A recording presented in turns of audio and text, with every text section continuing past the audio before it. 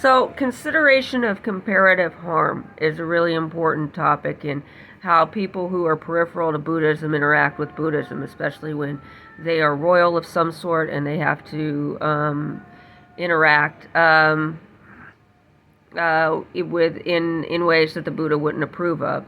And then if you have people who can speak on your behalf that you support that say that it was for this person does all of these things and they prevent loss of life in this way, but sometimes in order to do that they have to generate loss of life in this other way. These individuals were engaged in this generation of loss of life, but he needs them for a variety of other things. Please spare them their punishment in this world and transfer their karma, and when they're no longer serving the king, come and talk to them about it then. And that's basically the ritual. I mean, there's a lot of different words and stuff like that. The king has to come. It has to be a male king who can justify that kind of thing.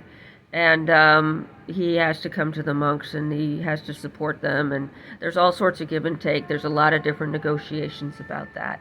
If this is not taking place, then you are treated as a wild. It doesn't really work for warlords. It's kind of what differentiates a warlord from a king in our society.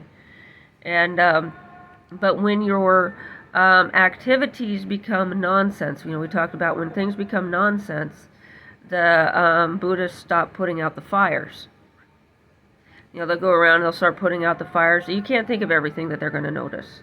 But when you talk about a different pattern, there are people who can approach you about the different signs of things that can indicate that sometimes kings are aware of this, sometimes they have somebody around them who's guidance, sometimes they've foregone what guidance they used to have because of the things that they've had to do.